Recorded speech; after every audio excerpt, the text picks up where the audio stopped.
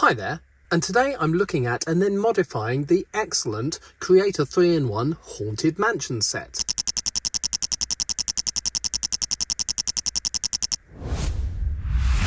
Now this Creator 3-in-1 set, which is set 31667 and which is called Haunted Mansion, came out in August of this year. That was August the 1st, 2025. And like a lot of other Creator 3-in-1 sets recently, I think it's really excellent. The Creator 3-in-1 line seem to be really knocking it out of the park at the moment. As the name suggests, a Creator 3-in-1 set means you can build 3 different models from the same set. Now the main build is this, the Haunted Mansion. But you can also build this haunted pirate ship or this haunted train and platform. But as with most Creator 3-in-1 sets, the main build in my opinion is far superior to the other two. As well as the mansion itself, you also get this side build of a front gate and of course the 2 gates open. And you also get a really generous 5 minifigures. A werewolf, a standard skeleton, Frankenstein's monster, what looks like Mrs. Dracula, and a ghost which glows in the dark. Now, just before we take a quick look around the Haunted Mansion, the 5 residents wanted to give us a quick shout out to my channel members. Thank you so much for your support of the channel, it really helps me out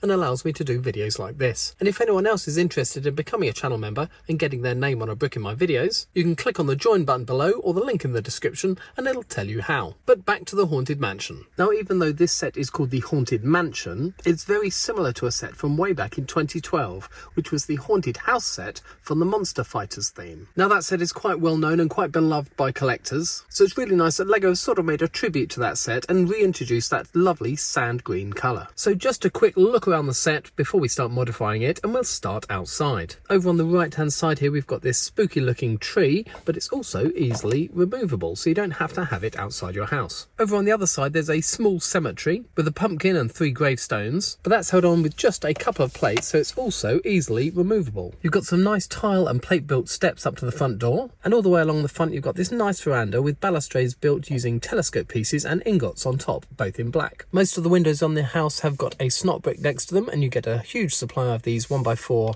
printed tiles, so you can put them on the snot bricks. You can board up the number of windows. Moving upstairs you've got some more boarded up windows, but in the tower window you've also got a play feature. On the side of the tower there's this small cog, and if you turn that, a ghost appears in the window. And turning the cog moves him from the front window to the side window. On the tower side of the house on the right hand side you've got a couple more windows, another one which is boarded up, and then on the left hand side you've just got one window up and down, one is boarded up and the other one has another play feature. But to see that we're going to have to take a look inside. And spinning the whole house round, this is what it looks like inside. And that play feature downstairs next to the window is just a Technic axle running through the wall, but when you turn this side of it, on the inside you can make the pendulum of the clock tick backwards and forwards. On each side of the front door is a picture, and they are printed tiles and not stickers. And on the other side downstairs we've got a small table with a blue cap and a black pirate's hat. And then just above that, moving upstairs, we've got a representation of a chest of drawers. And then upstairs in the tower we've got a table with a jewel on it, but if anyone tries to get it, obviously that ghost from the window is going to come and stop you. And then above the front door in the middle upstairs, we've got this wonderful old pipe organ with a candle on each side. But the really nice feature about the set is instead of having it open backed like this, you can fold the whole thing up and have an enclosed Haunted Mansion. So you still have the front door with the balustrades on each side and the tower over on the right. However, obviously the whole thing is a lot narrower. And then to give you a 360 spin from the front door, we move around to the left here. And obviously this was the balcony that was on the front, but now it's folded over onto the side.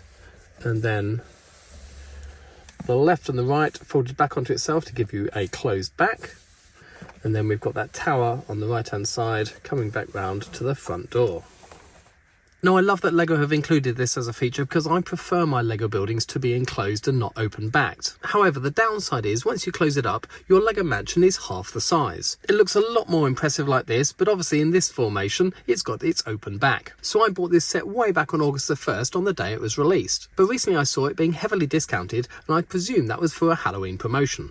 So I thought if I bought a second one and built it in mirror image, so the reverse of this set, we could have it still opened up but also enclosed. And we'd have a haunted mansion double the size. Now this is a technique I've used really successfully on a few other sets in the past. And if you want to watch any of those videos, I'll put links in the description below. But they were for the LEGO City Car Wash back in March 2024, the Family House from May 2024, and the fantastic Creator 3-in-1 Modern House from back in June 2024.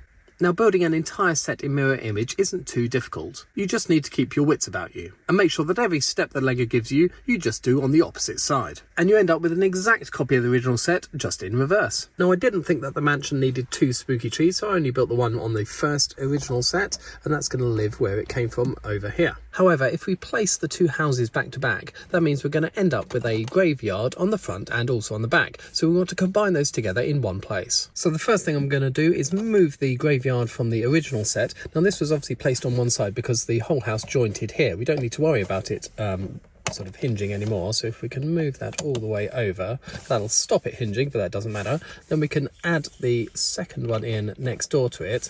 However, it does look a little bit too symmetrical. So what I'm going to do is going to move the gravestones around on this side, and then it'll look a little bit more random. And just moving those around a bit makes it no longer look symmetrical and a little bit more haphazard. Now, where we've moved those graveyards around, we've ended up with a few little gaps back here. So I'm going to cover one of them up with a 2x4 plate, and we're going to pop that one in there, if I can fit it behind the gravestones. And then just to make it look a little bit different, we're going to have a brown one here, and then another tan one. We also had an ingot left over, so I'm going to just put that randomly. Let's pop it there. And then we've got all those gaps filled in behind. Now, when you folded the original house up together, we had this hinge brick on this side and a clip on the other side. So they kind of just clipped together and gave a little bit of friction to hold it together. Now, when I was building the second set in mirror image, I made sure I put the hinge brick and the clip brick on the opposite sides. So that means when I put these two back to back, they're still going to join up to each other and give us that little bit of friction on each side. And you can see that there's one back there sticking out and one in the front here. So hopefully these two should just click together and make one big haunted mansion like that. And from this high viewing angle, you can now see this is what it looks like joined together. So the only problem that we're then left with is that the main part in the middle here has no roof. Now, we do have these lovely black sloped turrets and towers on each side of the building, and we don't want to have that over the entire building, as they won't be then as prominent as they are now. So I think the best thing to do is to have a flat roof in the middle, and the best colour to go for is this dark grey, which runs around underneath the black turrets. And so we're going to have a flat dark grey roof in the middle, and then we're going to keep all the turrets around it. So I've got a whole bunch of dark grey plates out of my spares collection. The first thing to do, I'm going to remove this part here, and you can see that's got a 2x4 underneath. We're going to replace it with a 6x4. And if we take the plate off the bottom of that and put this piece back on, that's started to extend our roof out from the side. Now, over on the other side, we want to do the same. However, this side is built slightly differently. If we take off that and this, you can see we've got a 2x2 plate with 2 studs on it, and then a 4x4 corner plate. So I'm going to take off that 2x2, if it'll come, like that, and also take off the 4x4. And then just like on the other side, if we replace it with a 4x6 plate, we've now got that gap back here, which obviously the corner plate or the 2x2 won't fill, that we've taken off. Handily though, we took a 2x4 off from the other side. So we're going to place that there.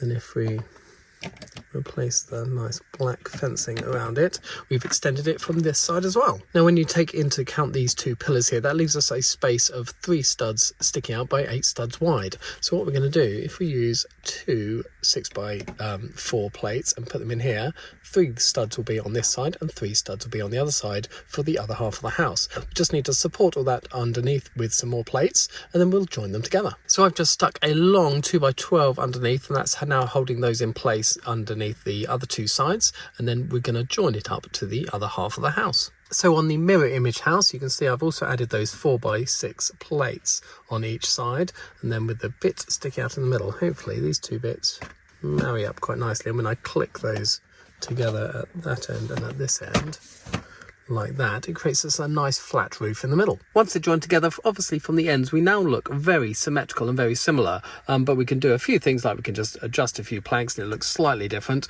Also, what I'll probably do eventually is remove one of these play feature Technic axles for the clock inside, replace that with just a brick so it won't look quite similar, and maybe also swap some of these bricks around so a few of them join across the join here, so we don't have a gap running all the way down through the entire building, and it'll just help hold it together a little bit better. Now, spinning the whole house round and looking at it from the other side, yes, this also looks very symmetrical, but with those 2 towers I think it looks really imposing, and the symmetry actually pays off on this side. So I just popped back inside our house and stole Mrs. Minifig Jez's cake decorating turntable, so now we can get a proper 360-degree view of it. And the house's finished size is 30 studs by 24 studs, so if you wanted to do this and put it into a Lego city, it'd be really easy to do in a modular system on Mills base plates, as this would easily sit on a 32 by 32 base plate. But giving it a spin around, so obviously this is the view you're meant to get from the original set. Spinning it around, this is my least favourite side, I think. It looks a little bit too symmetrical, but we can sort that out with a few extra bricks here and there.